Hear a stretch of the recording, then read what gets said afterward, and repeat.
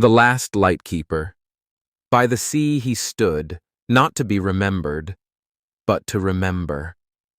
The island had no name on most maps, just a speck of rock, wind battered and stubborn, some 20 miles off the coast of Maine. The waves greeted its cliffs like old enemies, crashing and retreating with tireless rhythm. And at the island's crown stood the lighthouse, tall, aging, resilient, like the man who kept it alive. His name was Samuel. He was 71, with a spine slightly curved from decades of climbing the tower stairs and hands rough from polishing brass and scrubbing salt. Samuel had arrived on the island as a young man, full of purpose, assigned as assistant keeper to an old veteran who smoked too much and spoke too little. Over time, the older man left, first to retirement, then to the grave, and Samuel remained. He became the lighthouse, the routines, the silence, the salt. It was all part of him now. The world moved on without him. Automation, satellite systems, GPS. Most lighthouses were shut down or converted into museums, but this one, stubborn and remote, was left behind, as if forgotten. Samuel didn't mind. He didn't need company. At least, that's what he told himself. Each evening, like clockwork, he climbed the spiral stairs to the lantern room.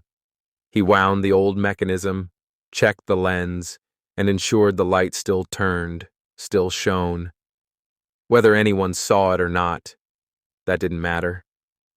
He lit it anyway. The journal on his desk bore nearly identical entries each day. Light operational, no visitors. Weather mild.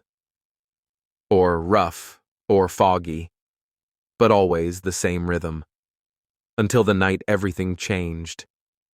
It began with a storm, the kind that crept in slow and then pounced, snarling across the ocean with winds that howled like wolves. Samuel had seen many storms in his time, and this one was nothing unusual, until he saw the flicker. At first, he thought it was a trick of the light, the beam of the lighthouse catching a swell just right. But then it moved, erratic, flickering, a faint, yellow glow somewhere out at sea. He grabbed the old binoculars, steadying them against the wind. A small boat. A single figure slumped inside. A flashlight waved weakly, not a signal, but a desperate plea. Samuel didn't hesitate.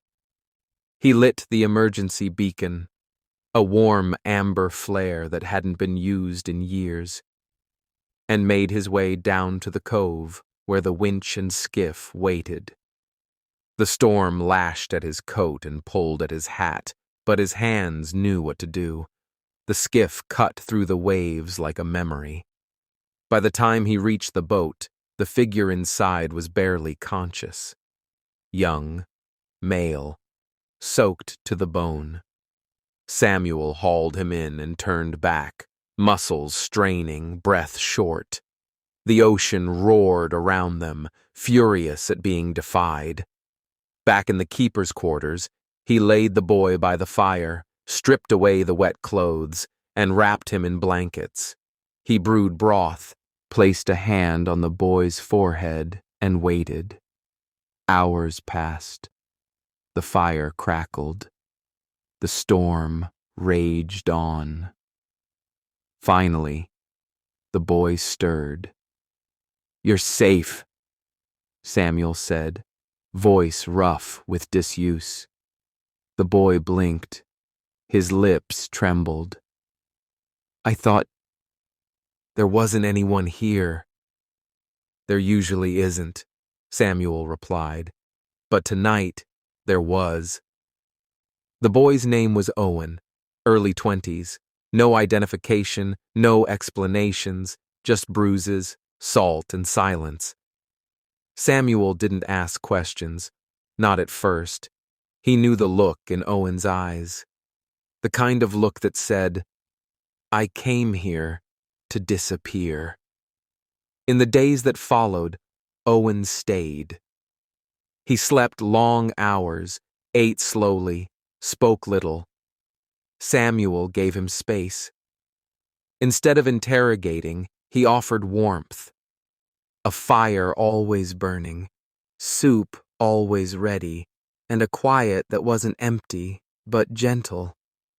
Eventually, Owen spoke. "I didn't plan to come here. I just kept sailing. I didn't care where I ended up." Samuel nodded. "The sea has a way of deciding for us." They fell into a rhythm. Owen helped gather driftwood, cleaned tools, listened. He asked about the lighthouse, about the gears, the lens, the light itself. And Samuel, once stoic, began to talk.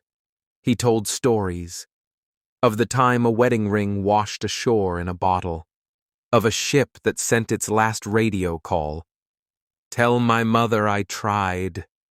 Of how the light had once guided a freighter through a blizzard when all other signals failed.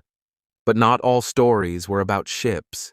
Some were about silence, about watching years pass without visitors, about growing old with only the wind for conversation. "I had a son," Samuel said one evening, not looking at Owen. "His name was Jacob. Haven't seen him in 30 years. Owen waited. "I was here when my wife died. Couldn't get back to the mainland in time. Jacob never forgave me. Maybe I didn't forgive myself either." The fire snapped softly. Owen didn't speak, but he placed a hand on Samuel's shoulder. Later, Owen confessed his own weight. "My dad and I fought last year.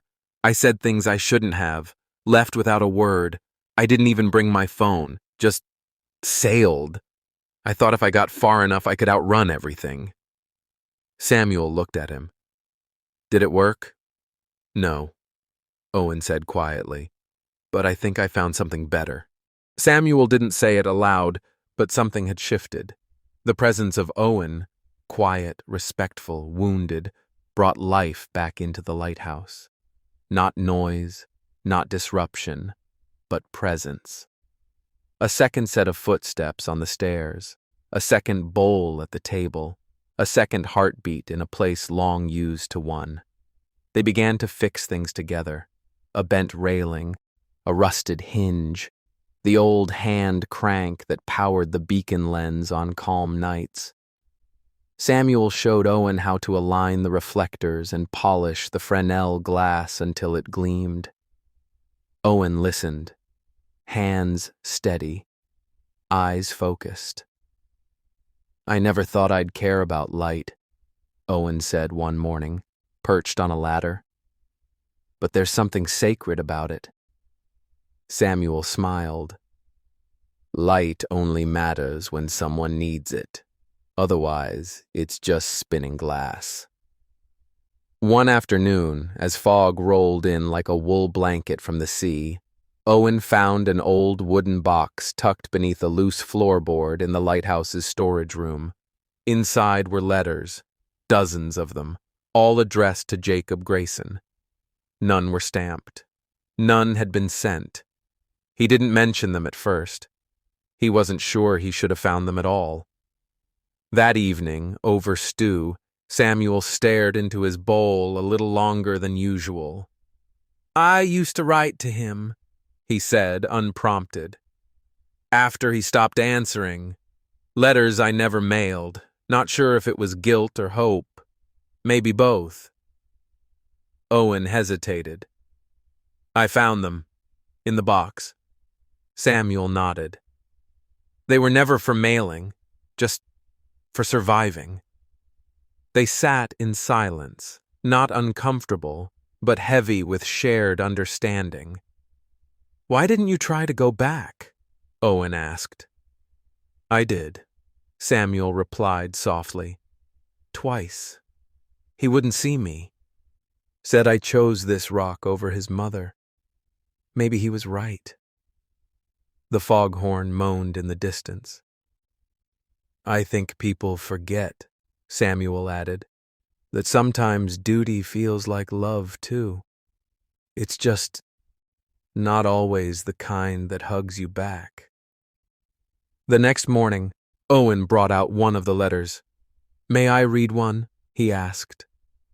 Samuel hesitated, then gave a small nod. The letter was dated 15 years earlier. Owen read aloud. The words were simple, regretful, raw, human. It spoke of missing birthdays, of memories in a kitchen long gone, of a man trying to explain the quiet kind of love that never left, even when his body did. When Owen finished, Samuel's eyes glistened, though no tears fell. That's the best one, Samuel said. The one I should have sent. Owen placed the letter back in the box, carefully. Later that week, Samuel grew ill. It started with coughing, then fever, then silence. Owen tended to him as best he could. Wet cloths, warm tea, soup made from scraps. Samuel refused to leave the lighthouse. If I'm going out, he said, voice thin, let it be with the light on. There were days Samuel didn't speak at all, only stared out the small, round window toward the sea, as if waiting for something. Or someone. Owen climbed the tower in his place, turned the crank, polished the lens. He lit the lamp each night, watching its beam slice through the dark. And in that light, he felt something stir inside him, something steady, something sacred. On Samuel's final morning, the sea was calm, the sky pale. Owen sat beside him, holding his hand. Did the light reach anyone? Samuel asked weakly. Yes, Owen said, his voice breaking. It reached me. Samuel smiled, then closed his eyes. And just like that, the keeper of the last light was gone. But the light itself? It kept turning. The days that followed were a blur of salt, wind, and silence. Owen buried Samuel beneath the old pine tree near the cliff, the one that stood defiant against every storm. He marked the grave with a simple stone, carved only with the name, Samuel, Keeper of the Light. There was no funeral, no music, no final words, just the sound of waves crashing below and the steady hum of the lantern room turning above. For a while, Owen stayed.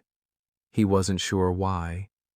He made the bed Samuel never left, washed the dishes no one else would use, kept the logbook updated.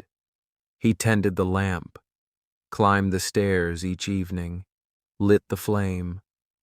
The entry that day read, Light operational, keeper at peace. He thought about leaving. Several times, in fact. The world was still out there, full of noise, chaos, second chances. But every time he packed a bag, he found himself drawn back to the tower, to the light, to the man who had given him something more valuable than rescue. He had given him meaning. A month passed, then 2. One morning, as Owen sat on the cliff's edge with the box of unsent letters, he pulled out the one marked, for Jacob, final. It was dated just weeks before Samuel's passing. Owen read it aloud to the wind. It spoke of peace, of acceptance, of love never voiced enough, and of hope. That someday someone would carry the light forward, not for duty, but for the souls out there still searching. The next day, Owen wrote a letter of his own to his father. It was short, honest, apologetic, not perfect, but real. He sealed it, placed it in a bottle, and let the tide carry it. Maybe it would reach him. Maybe it wouldn't. But like Samuel's light, it was no longer about the outcome. It was about the offering. By the end of summer, a boat arrived. An official, sent by the Coast Guard, came to inspect the lighthouse. "It's due for decommission," the man said, clipboard in hand. "Old, isolated, not cost-effective." Owen stood by the door, hands in his pockets. "Someone's been keeping it running," the man added. "Quite well, actually." Owen didn't speak. After a pause, the official looked up. "Would you want to stay? We could formalize the post. You'd be the last lightkeeper in the state." Owen looked up at the tower, at the lens gleaming in the sun, at the sky stretching wide over a sea that had once threatened to swallow him, but instead had returned him to himself. "Yes," he said, "I'd like that." That night, he lit the lamp. It turned, slow and steady. The light reached out across the waves, same as it always had. But something was different now. This time, someone was watching. And someone was waiting. Far off, in a coastal town, a man named Jacob Grayson received a letter. It had no return address, no name, only a single line written in familiar, careful script. He remembered you every day. The lightkeeper was gone, but the light remained.